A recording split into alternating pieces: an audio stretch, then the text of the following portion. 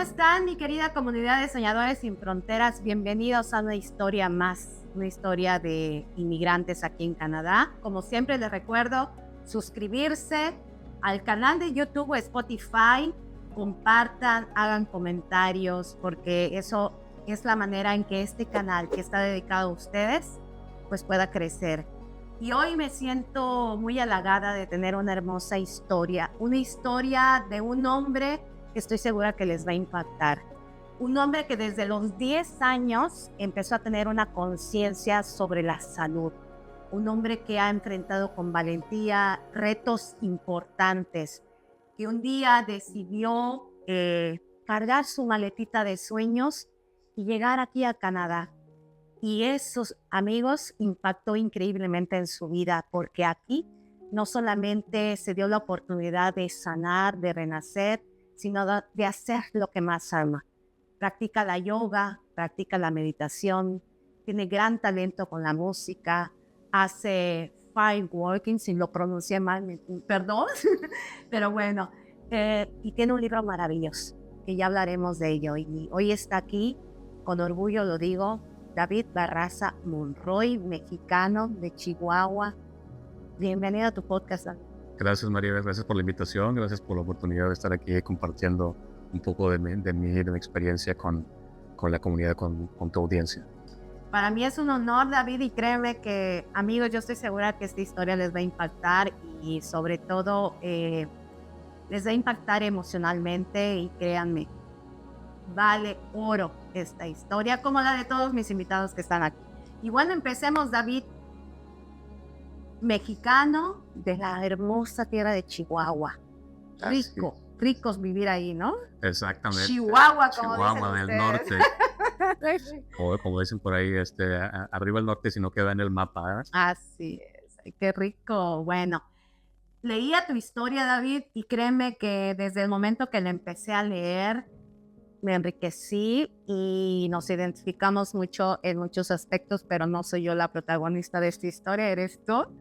Pero desde los 10 años enfrentaste una situación de bullying por el sobrepeso.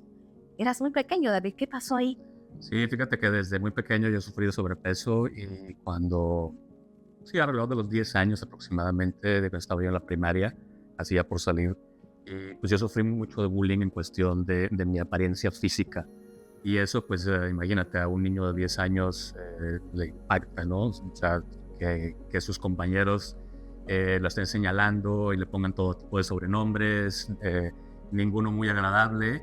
Eso a mí me marcó en cuestión de mi relación conmigo mismo, de relacionarme con el sexo opuesto. En aquel momento yo recuerdo que yo era una persona muy tímida.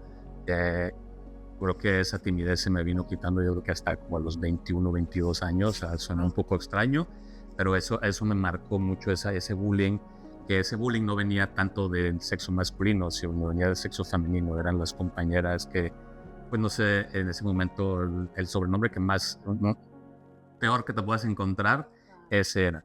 Y eso me hizo, cuando entro a la adolescencia y a los 18, 19 años, voltear a verme y decir, es que si yo no hago algo, pues nadie va a venir a decirme, oye, es que aunque mi mamá me tenía restringida la alimentación, me quitaba los dulces, todo lo que a un niño, a un adolescente le gustan, yo lo hacía a escondidas.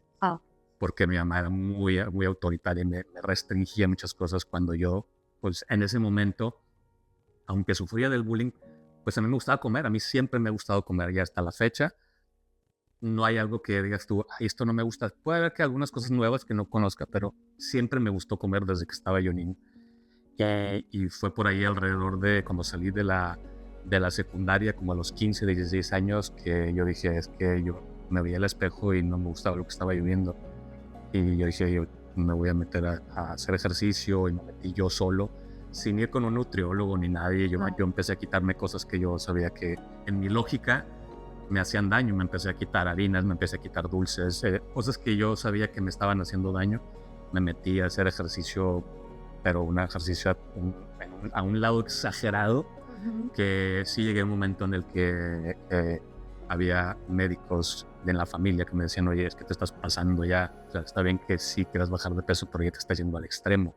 Yo llevo un momento en que me llegué a ver sumamente delgado, que parecía que tenía alguna enfermedad, que estaba o anoréxico o bulímico, porque pues no había volumen en mis músculos. Yo nunca me sentí mal, pero fue en ese momento cuando también empecé a recapacitar, si bueno, necesito también rediseñar mi alimentación, no nada más quitarme todas las grasas, incluyendo las buenas, porque esa parte del bullying fue donde me afectó todo eso. Fue cuando ya después empecé yo a informarme qué grasas buenas sí son que ayudan al cuerpo, qué otras grasas no. Y empecé también a adecuar mi rutina de ejercicio. Y pues como desde los 15, 16 años hasta la fecha no he dejado de tener una actividad física, de mejorar mi alimentación con la idea de simplemente tener una relación conmigo, no nada más física. Ya después, durante la entrevista te contaré más cuál es la cuestión de la relación mental y emocional conmigo mismo. Qué impactante, mi querido David, porque cuando te decía al inicio, teníamos cosas en común.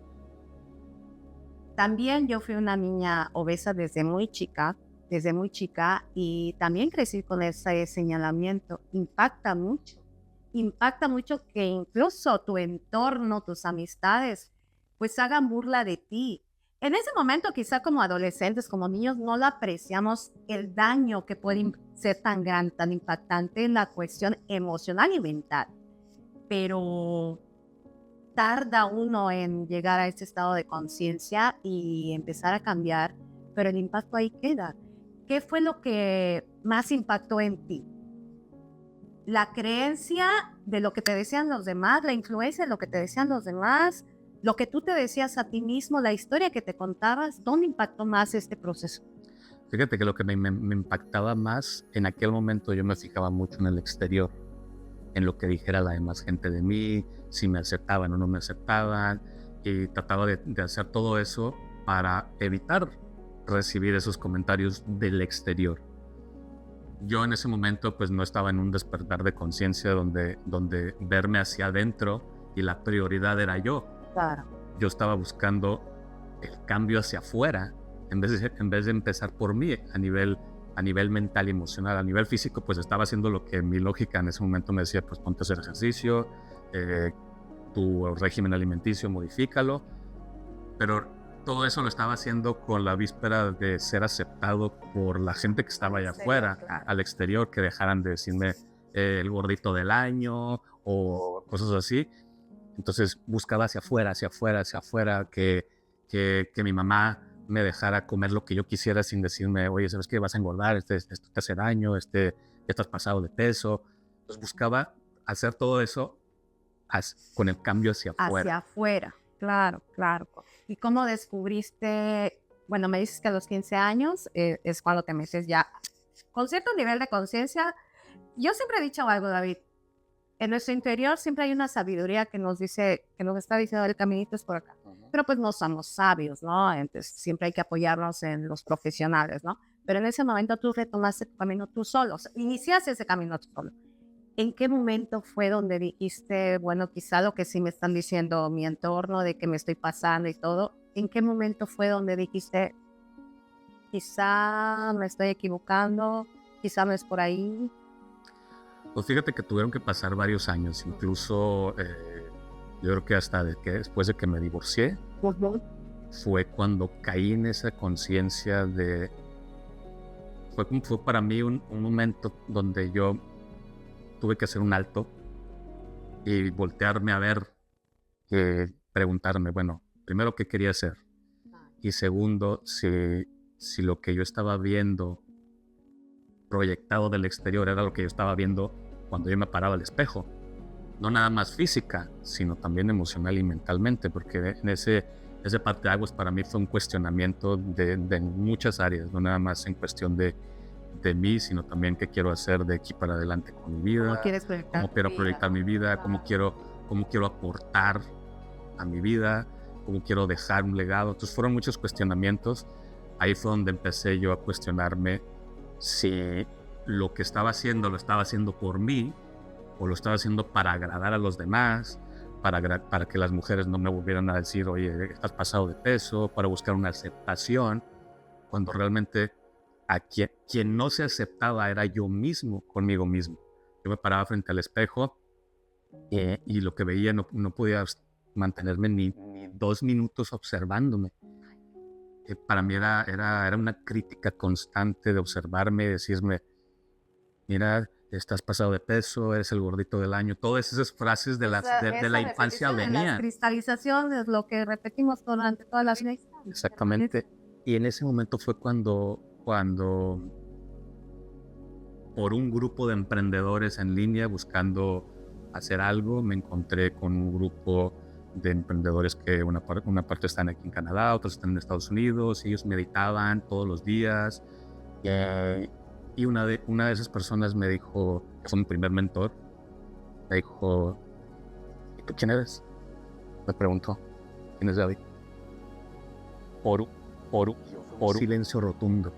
No supe responder esa pregunta. Perdón que te interrumpa, David. Qué afortunado fuiste de no saber qué responder, porque muchas veces respondemos, no, pues yo me llamo tal, y no es ahí la respuesta.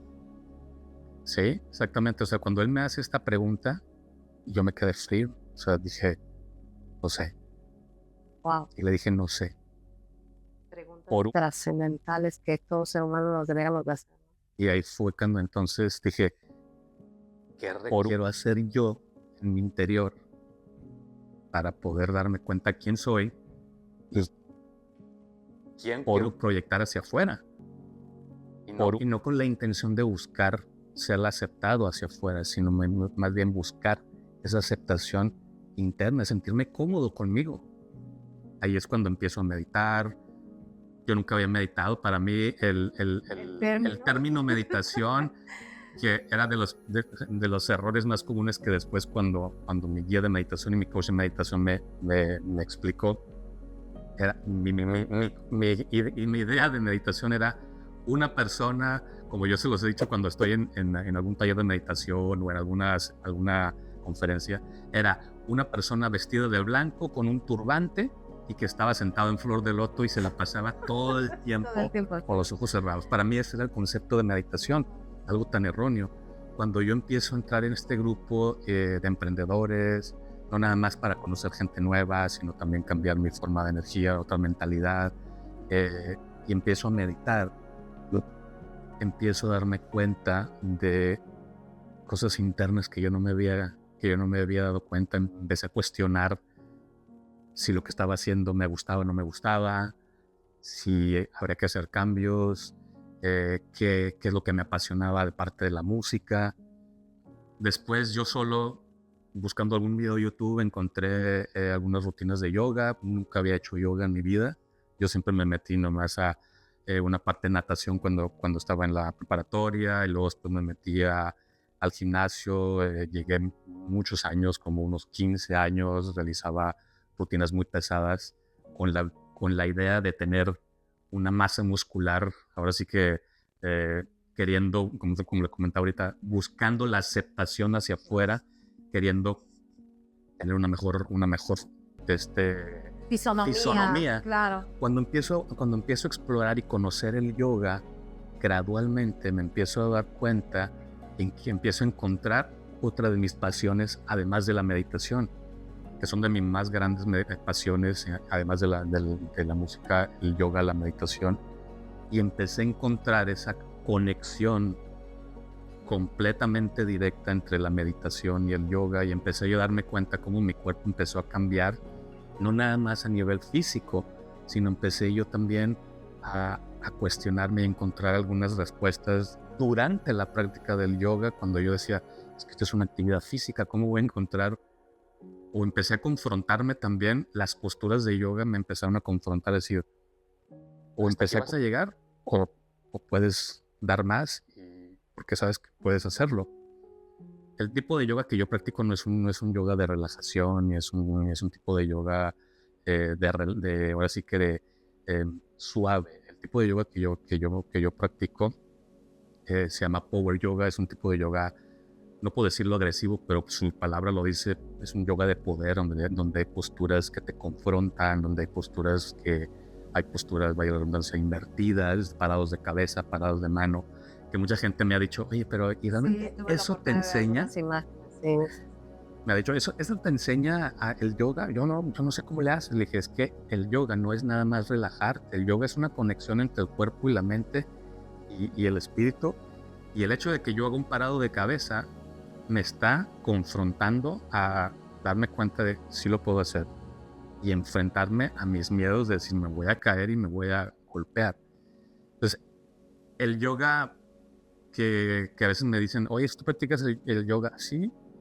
Sí, para mí el yoga es algo de relajación. Sí, hay yoga de relajación, claro, hay diferentes tipos de yoga, pero este yoga fue el que a mí me ayudó a darme cuenta. Encontrar ese balance entre lo que estabas queriendo proyectar y lo que realmente hay dentro de tu ser, ¿no? Es correcto, me ayudó a encontrar también esa fortaleza interna y es una pasión que al día de hoy continúa, incluyendo la meditación. Digo, la meditación yo la encontré respuestas en la meditación de poder o desear irme hacia el lado del coaching, porque en México yo tenía mi empleo de día y que lo sigo teniendo también por acá. Y lo combino con el coaching. El coaching me dio la oportunidad de aportar algo a la gente. Ahí te voy a pedir con todo respeto a ver que hagamos un poquito de pausa, porque sí me interesa mucho el tema de que la gente, tus herramientas son maravillosas, pero yo quiero que también la gente vea esta parte humana de David. El tema físico, el tema de salud, te llevó a hacerte preguntas trascendentales. Pero también hubo un momento en el que tú acabas de mencionar, tú en México tenías una vida, tenías un trabajo, tenías un caminar. Con valentía agarras tu maletita y llegas aquí y empiezas a encontrarte con emprendedores, como ya bien lo dijiste, con gente que está conectada con todo esto de bienestar, y empiezas un caminar. ¿De dónde agarraste la valentía para dejar una vida ya hecha, ya establecida, y decir y emprender y escribir una nueva historia? ¿En qué momento, David, también? Bueno, fíjate que cuando yo he sido, desde que estaba en la secundaria, me gusta mucho viajar. Y siempre quise en algún momento vivir fuera de México. Tuve la oportunidad de estar en Londres en el 2000, 3 meses, donde estuve practicando mi inglés, y lo hice con la intención de forzarme a practicar el inglés donde no hubiera, o que el porcentaje de latinos fuera muy... En México, el parteaguas o el detonador que hizo que yo tomara esa decisión fue un asalto a mano armada. Wow. Donde me ponen una pistola en la cabeza y me dicen, si no me das aquí todo el dinero, aquí te quedas. En ese momento, Maribel, pasó la historia de mi vida en una fracción de segundos. Dije, si no hago algo ahorita, o si no entrego la cartera, las llaves de todo, aquí se acabó todo. Se acabó la historia. Se acabó la historia. Cuando ves en las noticias situaciones así, nunca, o sea, siempre dices, no, el día que yo quiera, que el día me pase eso, yo voy a enfrentarme al asaltante. Eso es completamente falso. O sea, es una idea que traemos quizás de instinto de sobrevivencia o supervivencia, pero cuando estás en el momento y te toca eso, lo que en ese momento me movió, yo creo que como tú dijiste ahorita, mi intuición me movió a decir, aquí todavía no es la hora. Entonces yo pasó ese asalto y al día siguiente, no sé si coincidentemente, pero al día siguiente yo tenía una entrevista con un despacho de abogados, precisamente aquí en Canadá, que estaban promoviendo la inmigración y todo eso. Para mí fue ese momento de, este es el momento, y yo de aquí ya. ¿Estás de acuerdo conmigo, David, que esto no es una coincidencia, es una diosidencia, que esa conciencia que está más allá arriba te estaba preparando? Sí, algo estaba escrito por ahí y fue ese momento en que dije, de aquí yo ya no quiero estar aquí en México. Así no. acabas de confirmar la valentía. Así Eres no, tan valiente que yo veo. y yo dije, lo que tenga que hacer, lo que me cueste, y el día en que llegué aquí fue para mí todavía cuestionarme, ¿realmente hice lo que tenía que hacer o tomé un paso muy precipitado? No sé, todavía estando aquí en Canadá los primeros meses me cuestionaba. Yo en ese momento llegué con mi esposa en aquel momento y con mi hijo que tenía 1 año y medio. Y pues llegas como todo inmigrante, llegas con sueños, pero ese sueño cambió en menos de 6 meses o el año siguiente, yo creo.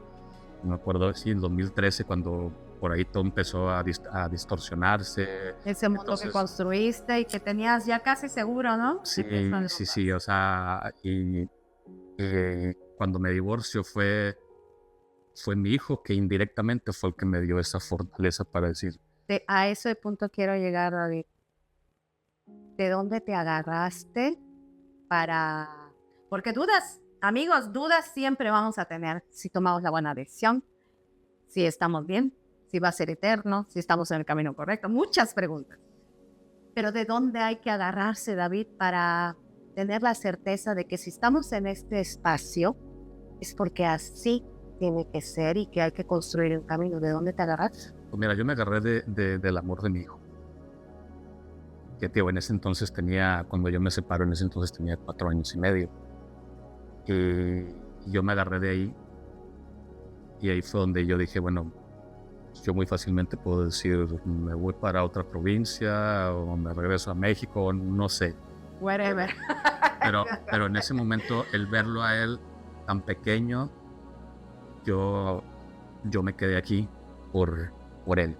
Y de hecho en mi libro yo le dedico una parte porque él indirectamente colaboró, sin él darse cuenta. Sí, claro. Chiquitito.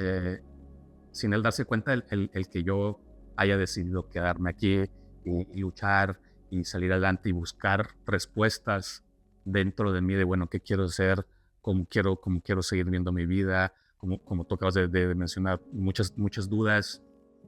Incluso dije, bueno, ¿y qué pasa si a lo mejor me voy a otra provincia? Pues ya no lo voy a ver.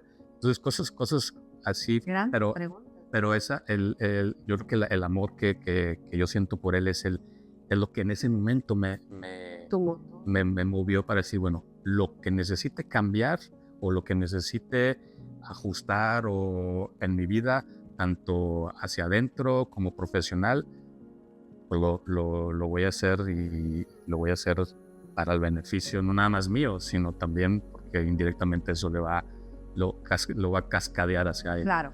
Y amigos, de verdad, David nos trajo un maravilloso libro que él escribió, pero eso va a ser un tema un poquito más adelante, que es un tema maravilloso, pero tiene un libro que nació desde este proceso de dolor, pero que está lleno de poder y se los vamos a compartir.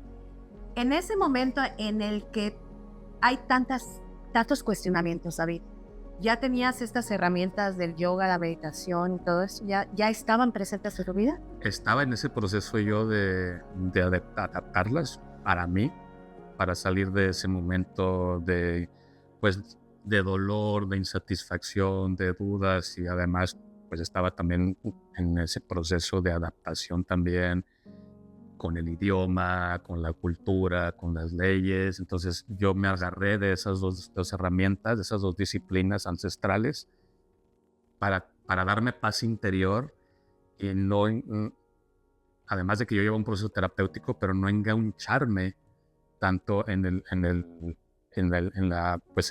la culpabilidad, sino buscar también respuestas hacia mí, hacia, bueno, si hay algo que cambiar, pues necesito ir hacia adentro. Y eso fue lo que a mí la meditación y hasta el día de hoy el yoga me han dado, es en ese espacio de conexión conmigo es donde yo encuentro esa paz interior. Y no es nada más el hecho de estar en el momento de meditación o haciendo la rutina de yoga, sino lo que le he aprendido a mis maestros de yoga y de meditación es que no es nada más lo que haces en ese espacio, sino Esos cómo llevas. 5, 15, 20, 1 hora que uno le dedique, no. sea, cómo llevas eso afuera en tu día a día? ¿Cómo te sientes tú afuera en base a lo que una postura de yoga te confronta, en base a lo que en un estado de meditación, un momento de relajación de meditación, puedes llevar con el simple hecho a lo mejor yo promuevo mucho la respiración consciente en un momento en el cual estás en un pico de estrés que todos tenemos, cómo la respiración te puede sacar de ese momento de estrés donde a veces no encuentras la respuesta y con una respiración profunda puedes al menos dar un paso hacia atrás y ver la situación desde un momento, o sea, desde una visión global y puedes decir, bueno, a ver aquí qué hago con todo esto, ¿no? Claro, claro. David, ayúdame a desmitificar un poquito el tema de del yoga, perdón, y el tema de la meditación, porque muchas veces lo volvemos muy mágico, no es para todos, pero realmente somos seres espirituales que todo lo podemos hacer. Ayúdame a desmitificar este tema. ¿El yoga es para todos? Sí, el yoga cualquier persona lo puede practicar. El yoga no es tanto la postura que tú puedas lograr, sino lo que te está enseñando la postura. Aún si no tienes la flexibilidad que, por ejemplo, el instructor está mostrando o que alguna compañera dentro de un estudio de yoga, tú ves que hoy mi compañera se dobla por completo y tiene mucha flexibilidad, tendemos a compararnos, porque yo lo hice. Claro. Tendemos a compararse. Ay, es que la postura no me sale como la del maestro. ¿Cuántos años me voy a tardar? Cuando yo le hice exactamente esa misma pregunta a mi maestro, oiga, pero es que a mí no me sale la postura como usted. ¿Cuántos años tienen? Me dijo, es que no es la postura. Es lo que ella te está enseñando. No es la postura final lo que el yoga está buscando. Es lo que te está dejando la postura. ¿Qué te está dejando?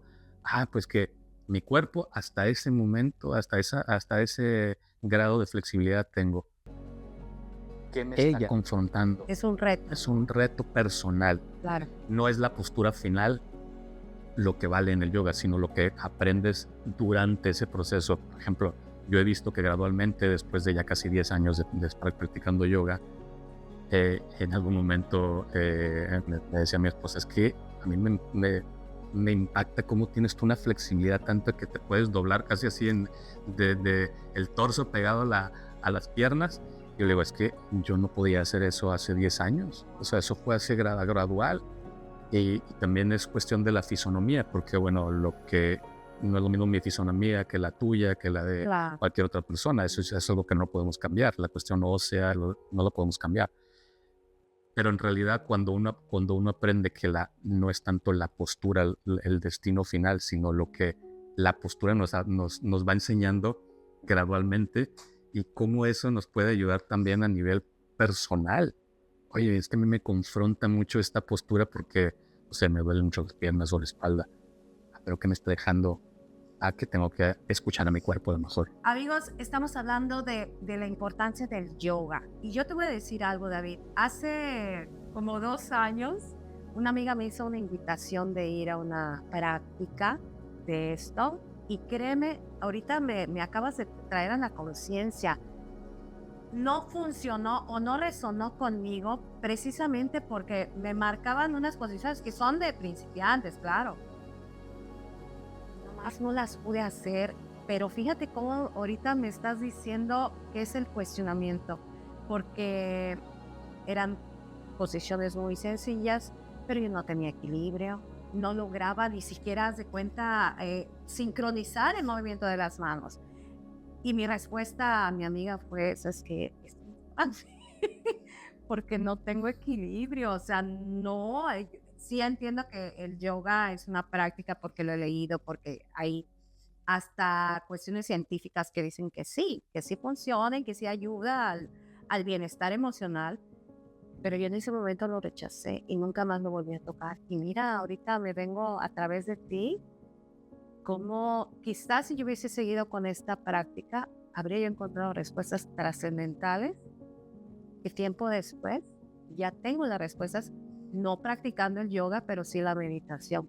Pero qué importancia. Y de ahí, amigos, yo creo que gracias por desmentir, por desmitificar todo este tema, pero ojalá y amigos, ustedes si tienen oportunidad de tener de tomar esta práctica. ¿Por qué crees tú, David, en el sentido práctico y real, que el yoga, la meditación, todas estas técnicas funcionan en el bienestar personal, en el desarrollo humano? ¿Dónde está la clave? Bueno, yo cambiaría la pregunta más que un por qué, un para qué. Todo es un para qué. Y tiene una finalidad. Una de las cosas que yo encontré en el yoga, para responder a tu pregunta, es el yoga es una forma, primero es una forma de meditación activa. El yoga es una conexión entre el cuerpo, la respiración, y es una conexión interna. Una de las que haya un guía, un instructor, siempre es una conexión interna. Y el hecho de que sean esas tres cosas en una sola práctica, a mí me ha llevado a concluir que el yoga, lejos de solamente ser un bienestar físico, también hay un bienestar emocional, porque no es lo mismo que ir a una clase de yoga cuando hay un día que me levanto de muy mal humor, por la razón que haya sido, o a lo mejor sí practico el yoga por la tarde y tuve un día muy pesado, y llego a la clase de yoga, ya sea en línea o en un estudio, y llego sin ganas de querer hacer la postura, o la estoy haciendo muy a fuerza, comparado con otro día que estoy muy motivada y estoy realizando la postura, y se siente como a veces como la postura fluye de manera natural, se siente uno más cómodo. Entonces, lejos de ser nada más el bienestar físico, porque estamos ayudando también al cuerpo a tener mayor flexibilidad, toda esa parte física, la respiración que nos ayuda también a purificar el cuerpo. La cuestión mental y emocional también ayuda en esta práctica, porque bueno, al menos lo que a mí me ha ayudado es que cuando hay días en los que yo practico el yoga y no es el mejor día, o quizás a lo mejor me siento cansado, el hecho de estar en el tapete de yoga y practicar el yoga, aunque sea a lo mejor menos demandante, o que las posturas sean menos pesadas, pero sea una práctica suave, me permite también encontrar esa tranquilidad, es decir, me perdía pesado, en este momento se desaparece. Estoy en ese momento con mi cuerpo, con mi respiración, y es una de las cosas que también aprendí de mis maestros. Cuando tú estás en un tapete de yoga, todo lo que hay alrededor del tapete de yoga se desvanece. Es como estar en una burbuja. Y por eso, para mí es un bienestar integral. Es un bienestar físico, emocional, mental.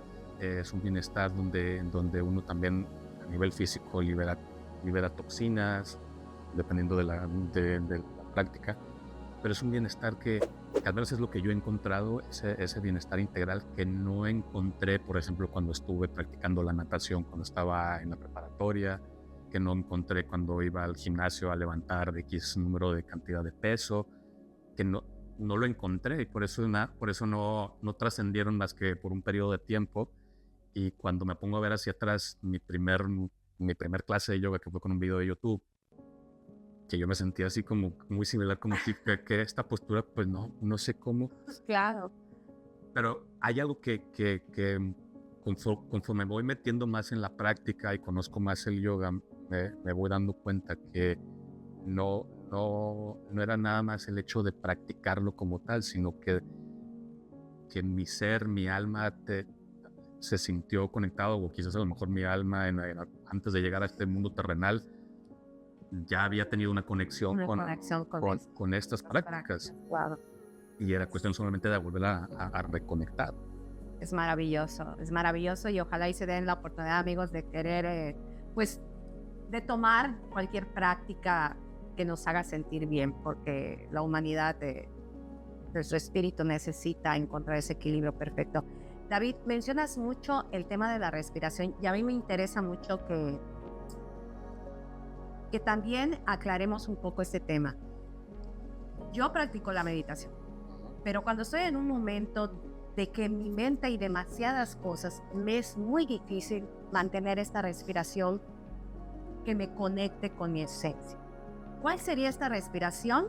Si pudiéramos hacer aquí en menos de un minuto, ¿cuál sería la respiración consciente que tú recomendarías para entrar en ese espacio de calma, de tranquilidad? ¿Cuál es la que tú practicas y que a lo mejor a nuestros amigos les puede?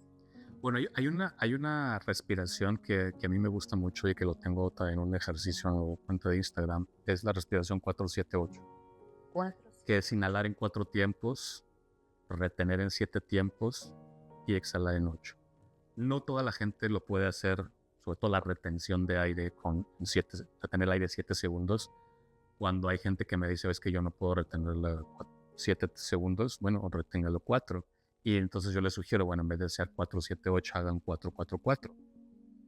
¿Yo por qué recomiendo la respiración con retención de aire? Porque la retención de aire nos hace también incrementar nuestra capacidad pulmonar, poder respirar de manera más consciente y ingresar una cantidad de aire más grande. Que esto, cuando hay momentos, como les comentaba ahorita, momentos de picos de estrés o de tensión, me permite tomar una mayor cantidad de aire. ¿Y cómo se hace eso? Pues entrenando a través de la retención con aire.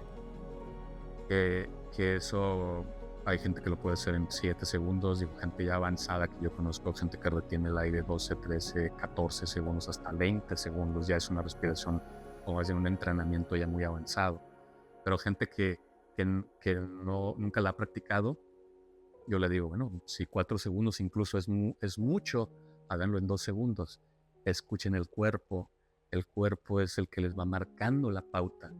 El hecho de que a lo mejor yo aguante 7 o 10 no quiere decir que a lo mejor tú puedas aguantar 7 o 10, porque a lo mejor tu capacidad pulmonar es diferente, o capacidad pulmonar de la gente que nos está viendo y escuchando.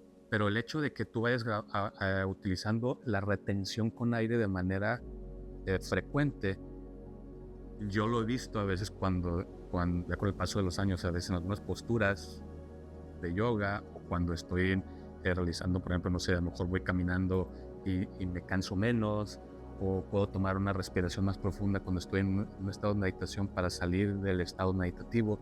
Me doy cuenta que mi capacidad pulmonar está cada vez más incrementándose. Los pulmones es un músculo que hay que entrenar. ¿No? Claro, es como hacer el ejercicio físico, ¿no? Entre más vayas avanzando, pues ya vas adaptando tu estado emocional y tu estado físico a hacer estos temas. Así que, pues, yo los invito, amigos, de que empiecen, pues, algo muy básico. Algo muy básico. Algo muy básico. Unos minutos. Sí, unos minutos. Yo le digo a la gente, no tienen que empezar con 10, 15 minutos, porque a veces la gente se desespera y me dice, oye, ¿cuánto meditas tú? Me preguntan, no, mira, a veces hay días que medito 15 minutos, hay veces que medito 20, hay ocasiones en las que he meditado media hora, y me dicen, uy, media hora, yo no puedo meditar ni un minuto. Pues no te compares conmigo, no te compares con la gente que está a tu lado, compárate contigo mismo o contigo misma con el día anterior. Por ejemplo, si el día anterior pudiste meditar 2 minutos, bueno, a lo mejor puedo intentar, o la siguiente semana puedo intentar 3. Con 1 minuto que se den el tiempo para respirar de manera consciente, escuchar la forma en que el aire entra y sale, eso es meditar. Eso es, y yo le digo a la gente, si no tienes 1 minuto al día para respirar, pero tienes 20 o media hora para estar en redes sociales, entonces, ¿dónde está la coherencia, ¿no? La importancia del bienestar. Qué impactante.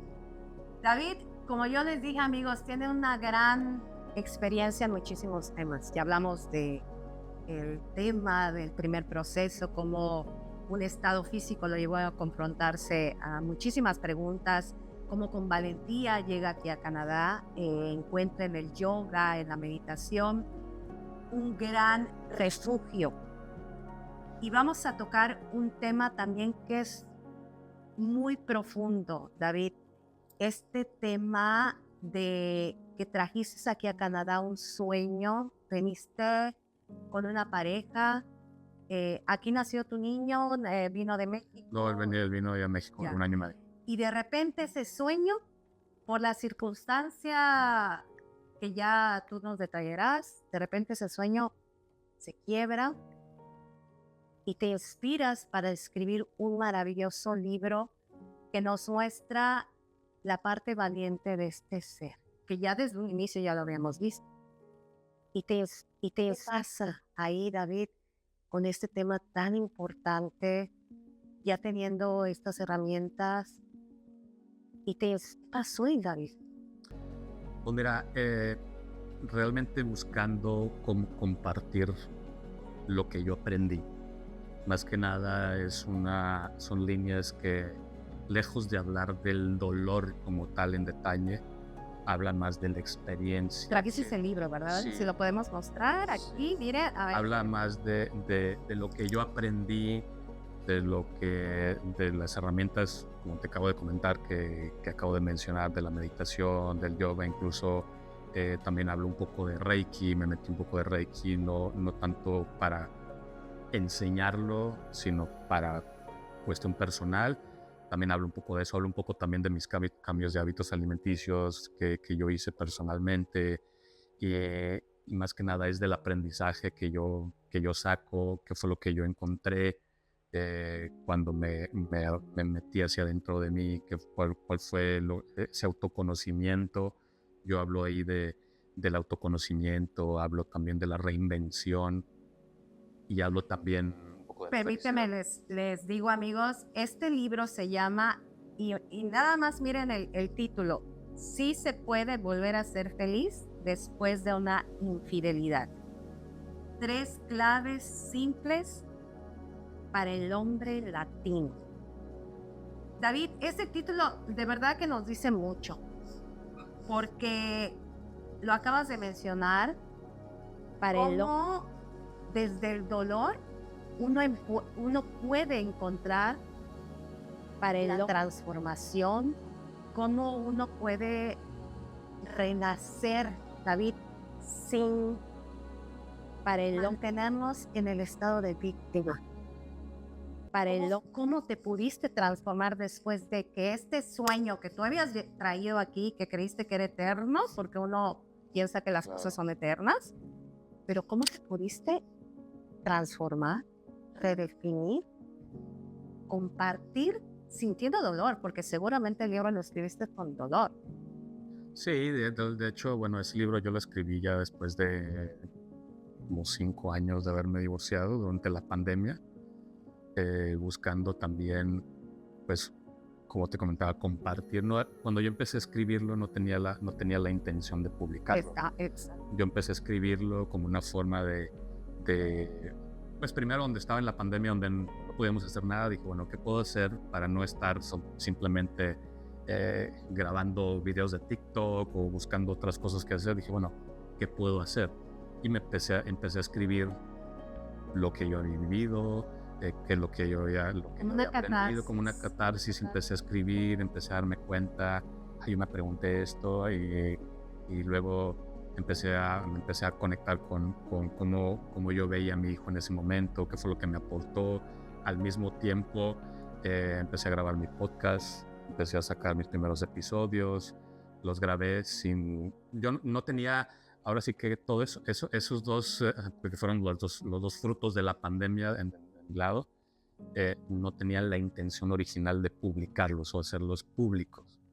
Lo que me llevó a hacerlo público fue cuando yo tuve una sesión de registros akáshicos, apertura de registros akáshicos, que no sé si la gente sepa qué es, pero es la historia de nuestra alma, que está ya escrita en esa dimensión más allá del mundo terrenal, que todos tenemos y todos podemos accesar.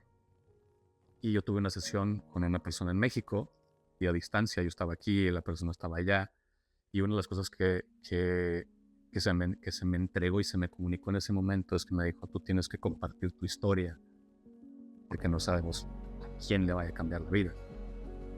Y en esa sesión me dijeron, si no lo haces o si no lo intentas, te vas a ver muy egoísta. Wow. Y en eso le dije yo, bueno, pues ¿qué puedo hacer? ¿Verdad? Claro. No había más que esa guía. pero no me dijeron Ni cómo, santo y seña de que tu alma vino a hacer, o sea, tienes que hacer A, B, C, D. Claro. Entonces en ese momento yo ya había medio empezado a escribir muy vagamente, sin ninguna estructura ni nada, simplemente escribir y escribir. Y fue cuando empecé yo a informarme, bueno, qué puedo hacer para darle una forma, guiarme con algún asesor, con algún coach o alguien que tenga un poco más de experiencia en cómo poder estructurar una obra literaria. Y así fue como empecé ya a darle un poquito de estructura para poder compartir eso. Sí, al inicio me dio temor, así como decir, es que es un tema que, o sea, estoy exponiendo lo que yo, lo que yo viví. Claro. Sin embargo, dije, bueno, si esto venía de algo divino, mi alma ya sabía, pues lo voy a intentar. Qué divinidad. Wow, sígueme contando porque aquí me tienes aquí con así con la boca abierta. Y eso fue lo que hice en cuestión de mi podcast, simplemente con la intención de compartir lo que yo ¿Hasta hoy estaba existe el viviendo. podcast? Hasta hoy existe un podcast. Mi podcast se llama Hombres en Esencia. Yo hablo, pues en los primeros episodios hablo sobre mí, precisamente sobre mi historia, sobre qué me llevó a hacer el podcast y lo que día a día he vivido. A veces saco temas que estoy viviendo en el día a día, otras veces reflexiones que alguien me dice, oye, mira, esto, lo reflexiono y lo integro y saco algo. Eso es lo que me ha llevado a hacer episodios. He entrevistado a algunos profesionales, no muchos, pero también en cuestión también para hacerle un poco de variedad. Pero eso fue lo que me llevó pues también a compartir lo que yo me dejó de aprendizaje, sobre todo de hacia adentro de mí, que con estas herramientas pues yo me fui hacia adentro y decir, bueno, ¿qué es lo que yo... Muchos cuestionamientos y encontraste muchas respuestas. Sí, pues bueno, la primera respuesta que encontré antes de todo esto fue cuando yo entré en la meditación. Yo me pregunté, bueno, ¿qué voy a hacer con la herramienta de la meditación? ¿Qué voy a hacer con el yoga? En algún momento yo sigo mucho a Tony Robbins y a mí me gusta mucho la forma en que él hace sus terapias en línea y cómo él hace eventos en línea. Y a mí me gusta mucho cómo él conectado con la audiencia. Y en una meditación un día me vino como ese flash de, bueno, ¿y por qué si te dedicas al coaching? Fue cuando ahí, bueno, buscando diferentes formas, encontré el coaching de bienestar integral, que se ve la parte física, de nutrición, en la parte también de espiritual. Y me decidí a tomar esa certificación y varios años después me metí a la programación neurolingüística, también para entender un poco No les digo, amigos, aquí vamos a tener 3 horas a David con tanta ricura. Antes de que sigamos con este tema, algo que me llama la atención, y yo seguramente muchas personas ya te lo preguntaron, ¿por qué marcas mucho el libro hacia el hombre latino? ¿Es que el hombre latino tiene algo de diferente a otras culturas? No tanto, bueno, no tanto en que haya diferencia, sino porque yo lo viví en nuestra cultura latina. Y lo que yo viví cuando viví esto es que, bueno, traemos en los genes, yo creo que ese hombre macho que viene, yo creo que todavía no desaparece porque todavía en los países latinos se sigue viendo todo eso, ese hombre que al macho nadie lo baja. Exacto, él es el que tiene el control de todo. Claro. ¿Y por qué lo enfoqué o por qué menciono al hombre latino? Digo, yo no sé en las otras culturas anglófonas, francófonas, lo desconozco. Quizás puede que también haya no lo conozco. Pero el hecho de yo ser latino, dije, bueno, pues a la gente latina o los hombres latinos que puedan estar ahí, que puedan ver conectarse, sobre todo porque, bueno, cuando estás en ese momento de transformación, no muchos hombres se dan el permiso de ir hacia adentro y decir, bueno, a ver, ¿qué hay allá adentro? Para ir hacia adentro se requiere valentía, porque no sabes qué vas a encontrar allá adentro. Muchas personas me han dicho, es que a mí me da miedo ir hacia adentro, me da miedo ir a ver qué hay, Ese monstruo qué hay. y a mí también me dio miedo, es algo que a mí también me dio miedo, decir, a ver, ¿qué voy a encontrar ahí? Y hay cosas que lo más probable es que Las no verdades no me duelen, ¿no? gustaran, Las verdades duelen. y cosas que yo desconocía también de mí, cosas que sí me agradaron, otras cosas que no, incluyendo, por ejemplo, yo tenía un temor a la soledad, a vivir solo. A mí no me gustaba vivir solo. Tuve que cuestionarme y hacer las paces con la soledad, no porque quisiera vivir solo, sino porque yo sabía que la soledad, si no hacía yo esas paces, yo iba a encontrar algo ahí. Claro. Aprendí a hacer las paces con la soledad, a encontrar esa conexión, decir, a ver, si un día quiero estar solo, nada más escuchándome, no pasa nada. Hay que aprender también a ser amigo de uno mismo en la soledad.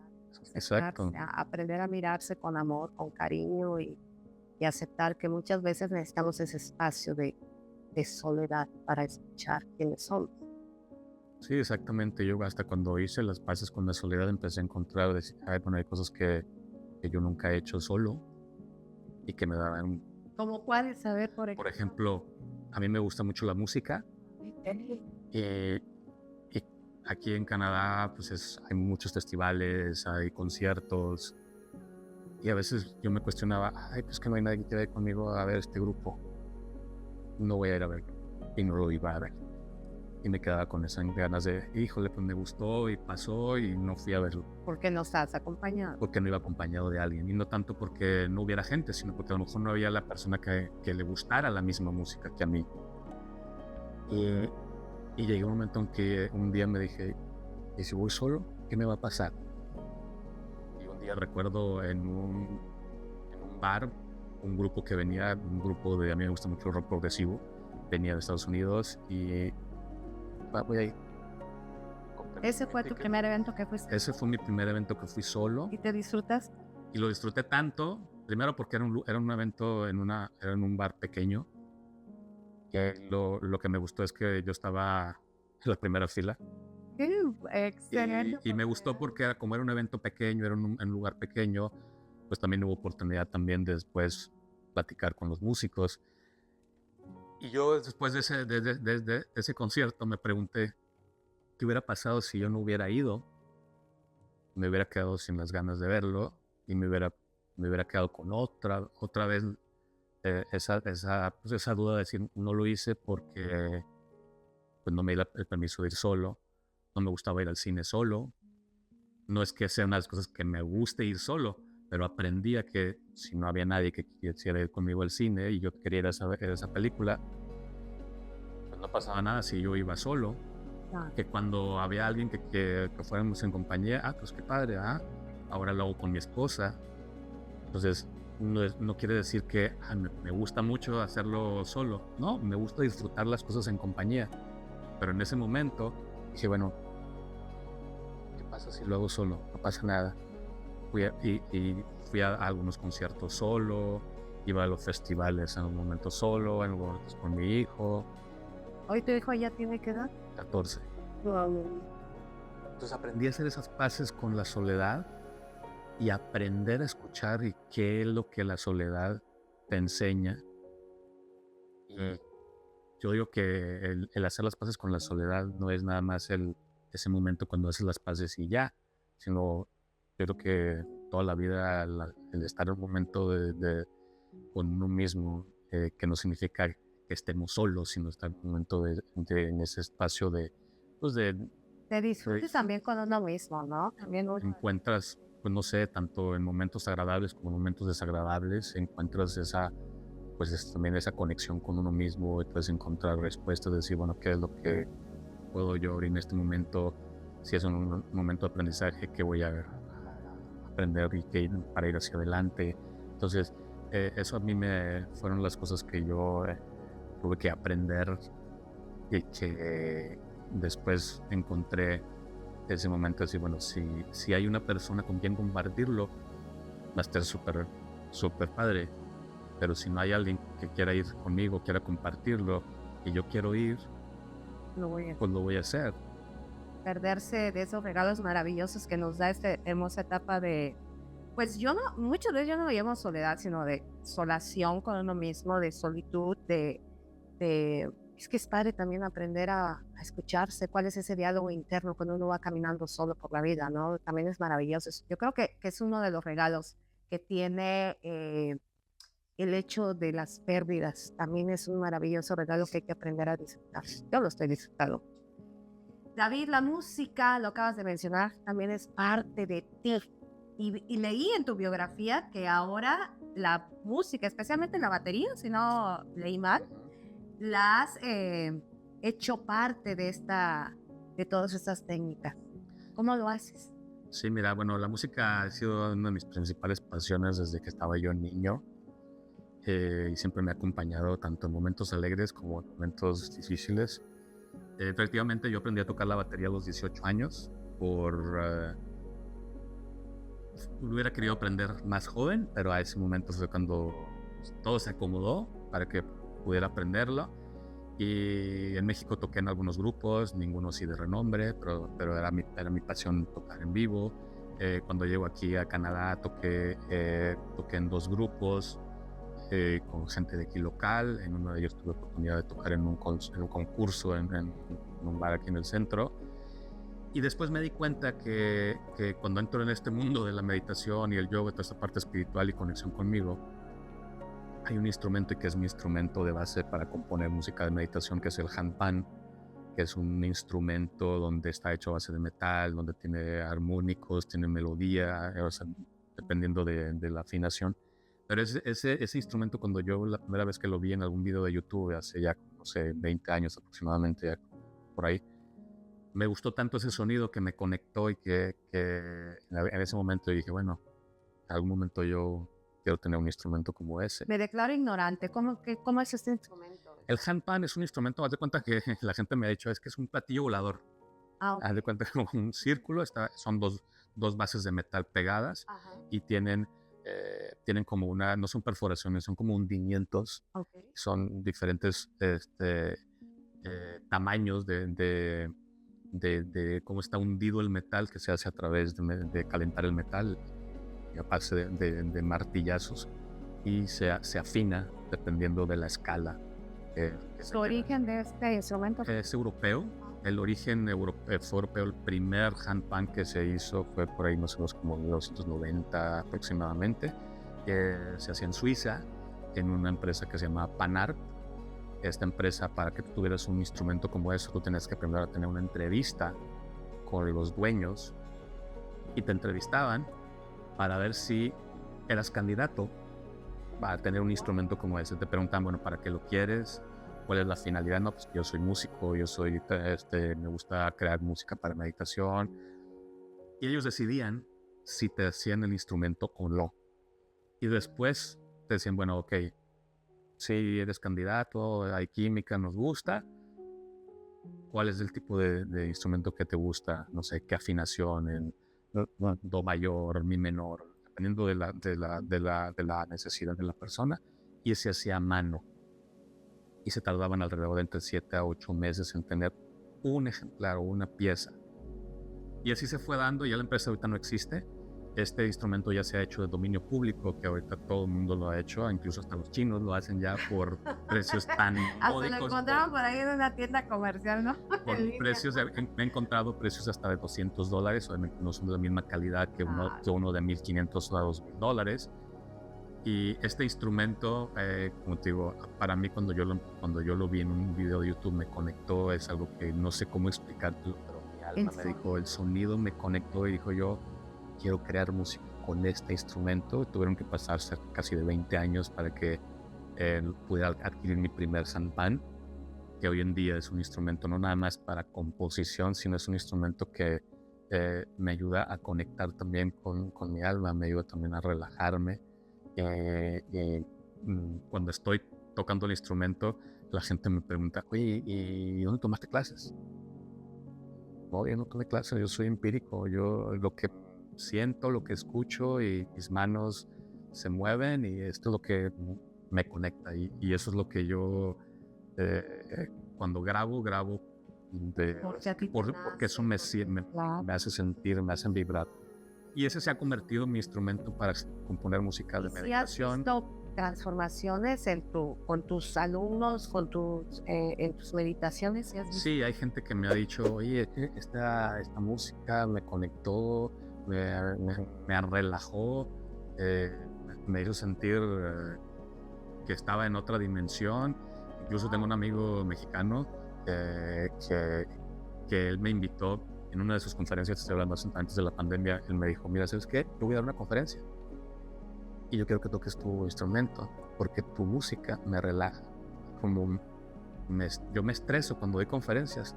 El que tú estés ahí a un lado tocando instrumento así muy suavecito me relaja y me hace conectarme con lo que voy a fluir en la conferencia.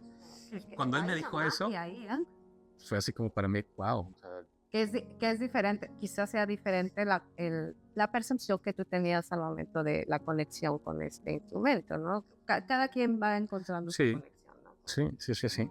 Yo encuentro, por ejemplo, hace algunos meses fui con una amiga española aquí en Montreal a un baño sonoro de cuencos tibetanos. Para mí fue una experiencia increíble. Yo voy a buscar esa información y seguramente das talleres con este instrumento, imagino que sí, ¿no?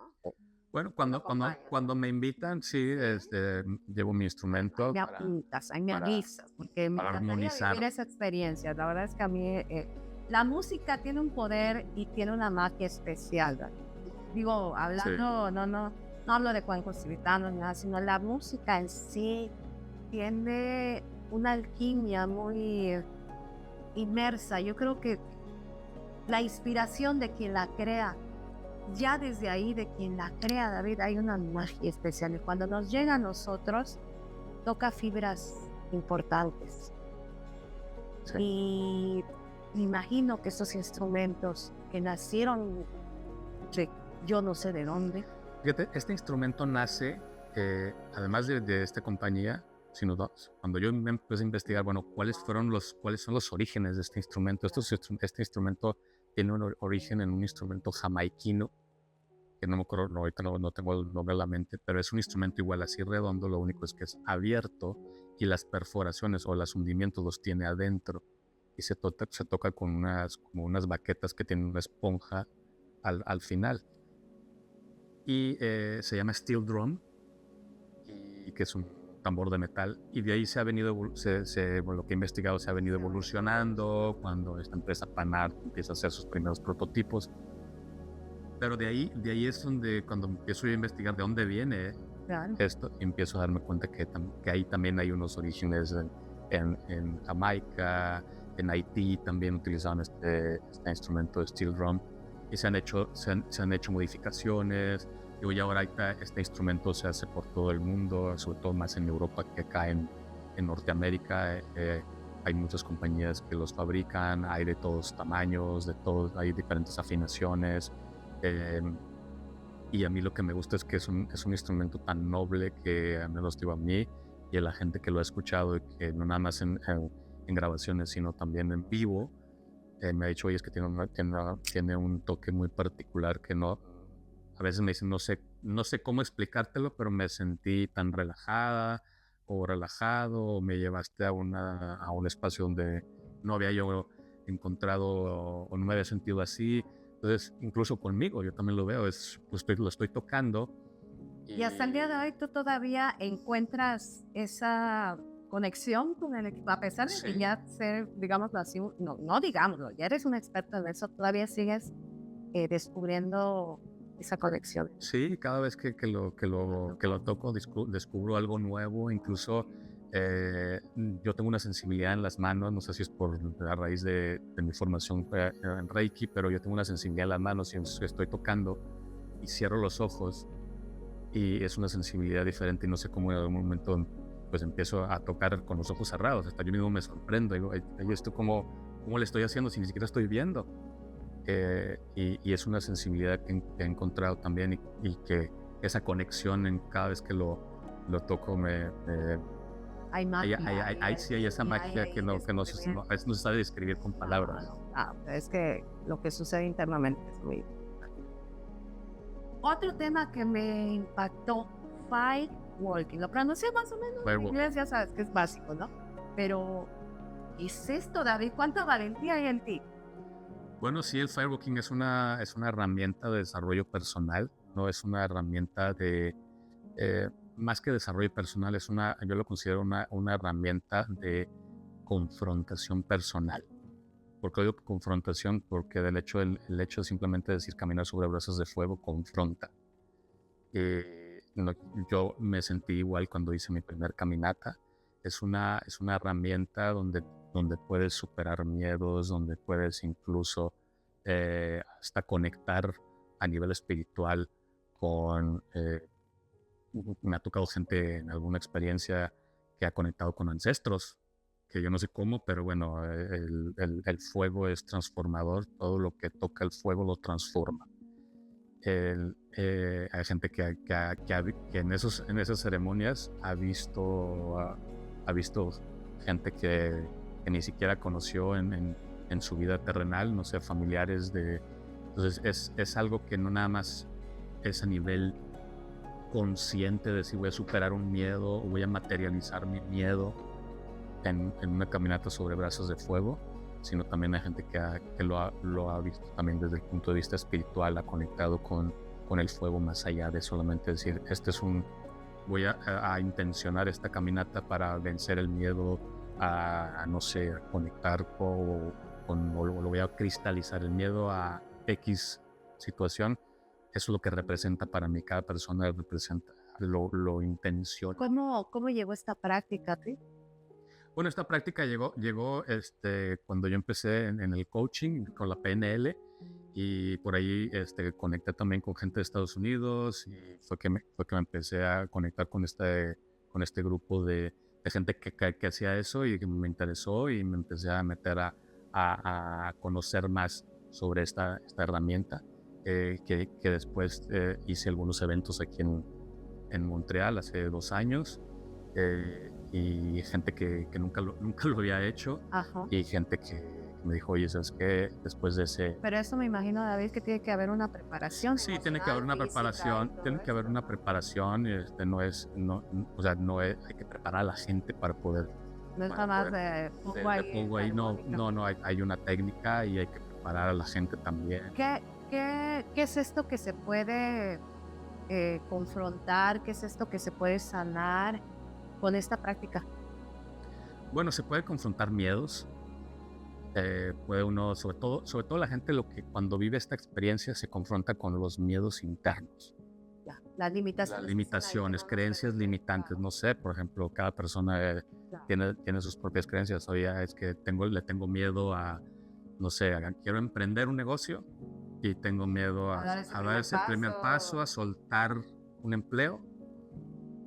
No todo el mundo le gusta el emprendimiento, hay gente que sí, hay gente que no, no sé, a lo mejor está en ese punto donde sí lo quiero hacer, pero hay algo que me detiene.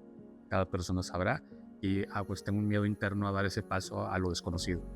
Bueno, voy a intencionar, voy a dar ese paso y vencen el miedo y después emprenden o al menos dan el paso de decir, bueno, si no fue emprendimiento, a lo mejor dejé ese trabajo, que cambié de empleo, del emprendimiento llegará después a lo mejor, pero dieron ese paso de decir no lo podía dar o no sentía que había algo que me estaba impidiendo dar ese paso y dieron ese paso.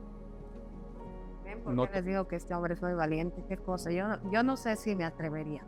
Sí tengo mis miedos, mis limitaciones ahí que de repente vienen, pero ahora sí que yo los atravieso de otra manera. No sé si sería yo capaz de hacer esta práctica, pudiera ser. PNL, David, ¿qué es esto? Programación neurolingüística. Y creo que muchos ya lo han oído, pero ¿por qué funciona, David? ¿Cómo esta herramienta también nos ayuda a derribar esas limitaciones? Bueno, mira, esta herramienta que yo me metí a estudiar la programación neurolingüística para entender un poquito al inconsciente, que no me considero un súper experto, pero me metí a estudiar un poco para tener pues al menos un panorama, decir, bueno, mi inconsciente funciona así, ahí existen estas herramientas de programación neurolingüística para poder reprogramar mi inconsciente, lo que yo aprendí al meterme a estudiar la programación neurolingüística y que sigo estudiando. No termino de estudiar esto de la mente no se termina después de ahí, tan poderosa. Yo aprendí con esta herramienta a entender que uno puede reprogramar el inconsciente, eventos del pasado, para poder, y no digo que sea algo mágico, pero que podemos, un evento del pasado, podemos enseñarle al inconsciente a reprogramarlo con un evento que nos causó un placer, que nos causó una emoción positiva, o que nos causó algo que lejos de ser dolor, pero que sea algo, una sensación positiva. Uh-huh. A través de algunas herramientas de PNL podemos ir a ese evento doloroso y poder asociarlo con una emoción positiva, no con la intención de que se olvide, porque el cerebro no va a olvidar el evento, sino para que la emoción no se recree desde el dolor, como resignificar, sí, para que ese evento no tenga esa sensación negativa. Digo, el evento va a estar ahí, el evento pues no se olvida, porque no se puede olvidar. Por ejemplo, programar esa parte. Pongamos un ejemplo, no sé, un fracaso económico, un quiebre económico. Con el PNL yo puedo redefinir quizá un próximo negocio, el quitar el que, si voy a volver a invertir, voy a quebrar otra vez, o sea, pudiera ser... Pues eso sería cuando yo lo veo como una creencia, ¿no? Decir, oye, si ese evento fracasé, a lo mejor el siguiente evento también voy a... Exacto. Bueno, ahí hay como que yo diría que para mí es una creencia, pero también es vencer un miedo. Claro. Si no lo hago desde el confiar en mí, no todos los eventos son iguales, a lo mejor este emprendimiento no me funcionó. Por ahí la clave, yo he visto emprendedores que han fracasado más de una vez, y yo siempre pongo la muestra de Thomas Alva Edison, que hizo 9.999 diferentes de cómo no se hace una bombilla hasta el número 10.000, y así es como lo veía él. En vez de decir, pues fracasé 9.999 veces hasta el número 10.000. Entonces también es resignificar el evento, ¿no? La PNL es muy amplia, yo sigo aprendiendo, y como te digo, el inconsciente, la mente es tan poderosa.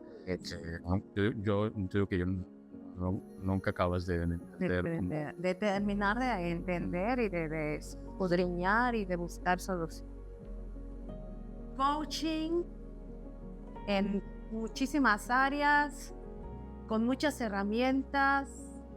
¿Y cómo estás aquí en Canadá? ¿Cómo ya vimos que tienes un libro maravilloso, que tienes un podcast, que eres un coaching que pues está ayudando a muchísimas personas aquí en Canadá? ¿Te sientes orgulloso de este camino? Pues mira, ha sido un camino, ahora sí que no ha sido lineal, ha tenido sus altas y sus bajas. Volteo hacia atrás al día 1 cuando aterricé aquí en Canadá, que te digo, venía con muchos sueños.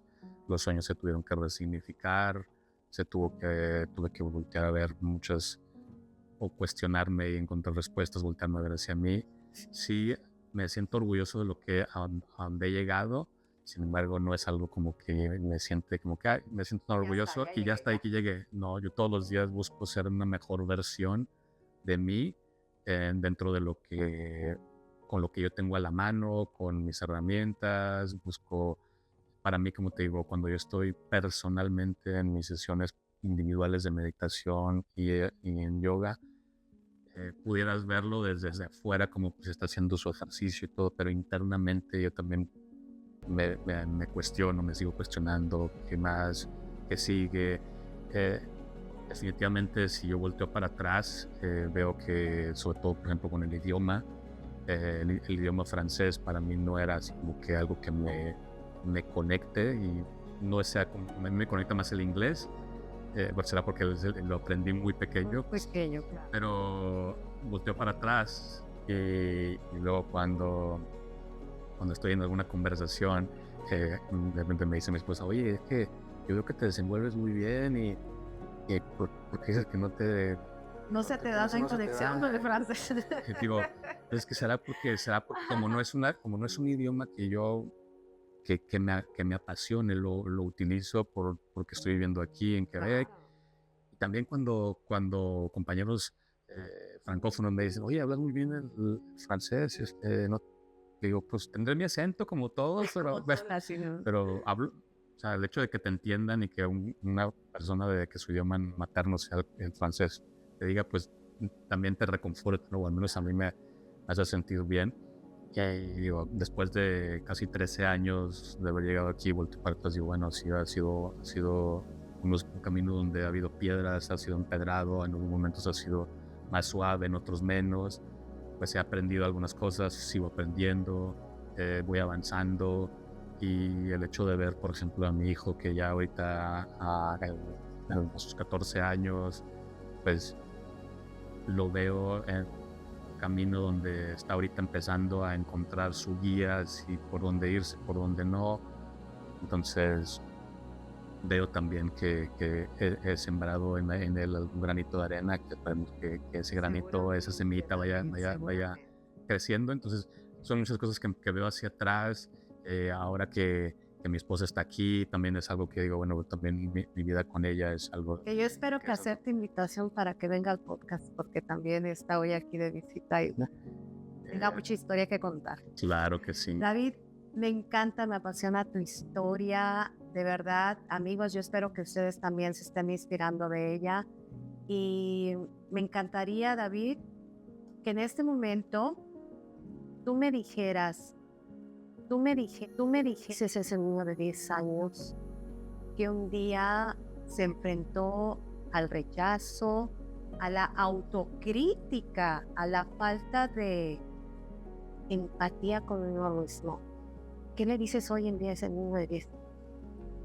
Mira, primero que nada, lo abrazo. Tú me dijiste. Ese niño me ha acompañado en las buenas y en las malas. Y si en aquel momento no tenía la idea de por dónde, ahora como adulto, yo le digo que todo está bien. Tú me dijiste. Que todo es perfecto, que así como es él, así lo amo, así lo quiero, y que los demás pueden decir misa, lo que importa es que él está bien y que sigue saliendo. Hay momentos en los cuales sale mi niño interior y habla conmigo y me dice, aquí me sigo sintiendo así, pero en ese momento es cuando yo le digo, a ver, todo está bien. ¿Qué necesitas que yo ahora te lo voy a proveer? Tú me dijiste. En aquel momento no lo tuviste porque no tenía las herramientas, claro. A lo mejor mis padres no fueron tan afectivos como él quisiera, pero ahora que yo soy el que me hago cargo de él, sí hay días en los que a veces me dice, oye, pero ¿y ahora por dónde? Y yo me siento de frente de él y bueno, a ver, ¿qué es lo que quieres hacer? Bueno, mira, como adulto te puedo decir que este camino es mejor, tranquilo, que todo está bien. Qué hermoso que hoy te dirijas a ese niño y que la reconozcas y que pues hoy somos maduros, David. Pero en el momento en que nos tocó vivir esa etapa, había mucha falta de empatía y de amor a nosotros mismos, pero hoy tenemos quizá más herramientas y podemos hablarnos con más cariño y más respeto. Déjenme decirles, amigos, que yo a David lo conocí en un evento hermoso para el mes de mayo. Sí. Tuve el placer de escucharlo, de contagiarme. Yo espero que se estén contagiando con su hermosa energía porque es un ser de verdad maravilloso. Pero en ese momento, las diligencias, estabas muy ahí, como que la gente ahí, sí tienes fama, sí tienes ahí como que conexión con las mujeres, ¿no? En cuestión de tu historia, a eso me refiero, estabas muy demandado y no pude conectar con él. Pero tiempo después, revisando mis mensajes por ahí, había un hermoso mensaje de él conectándome, contactándome. Y hoy me siento muy honrada, David, de tu historia. La abrazo fuertemente y me permito reconocerte, me permito honrarte. Y de mí hacia ti, David, te agradezco por tu hermoso caminar, porque has resignificado esa historia de falta de amor cuando eras pequeño, de valentía cuando ya ese sueño que construiste o creer que ya tenías un sueño cristalizado, pues tuviste que resignificarlo. Y hoy estás ayudando a muchísimos hombres y mujeres aquí en Canadá. ¿Qué más sigue para mí?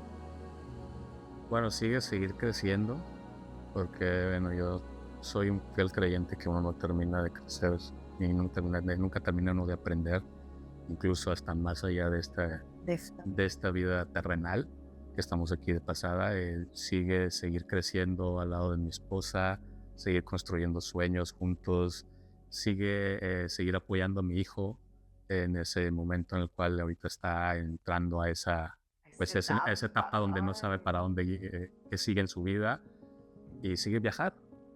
Esa es una de las cosas que nos gusta a mi esposa y a mí. Me gusta viajar, me encanta viajar, conocer otras culturas, llenarme de esas experiencias, que es algo que mi esposa y yo hemos compartido, que el día que nos vayamos de aquí lo que nos vamos a llevar son las experiencias. El alma se va a llevar las experiencias, lo físico, lo material se queda aquí, lo demás es lo que David, el amor llegó a ti cuando tú sanaste. Ese amor que hoy tienes a una mujer muy guapa, muy talentosa, muy inteligente. Es ya sanas. La sanación te llega en el momento en que uno trabaja, se enfrenta a esos miedos. Y a mí me gustaría que en este podcast que se llama Sueños sin Fronteras, te dirijas a ese público y les digas cómo a través de la sanación, del trabajo personal, de enfrentar esos miedos, cómo uno puede resignificar su vida, dar una esencia más importante. No son los fracasos, no son las pérdidas, no son los quiebres, no son los cambios físicos de país lo que nos define nuestra esencia. Dirígete a esos soñadores sin fronteras, invítalos. Bueno, lo que yo puedo decirte es que cualquier obstáculo que estés pasando en el momento, como bien lo dice Maribel, no nos define. Lo que nos define es nuestra esencia, es la decisión con la que tengas para enfrentar los eventos, la resiliencia, las ganas de transformar lo que se está viviendo en este momento. Todo es una decisión personal. Priorizarte es una decisión personal.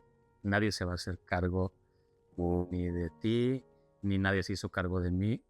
Yo me hice cargo de mí. Cuando uno decide realizar ese cambio, es cuando empieza uno a encontrar las herramientas, los mentores, los coaches, la conexión interna para poder trabajar y resignificar y reinventarse y poder dar el siguiente paso en nuestras vidas.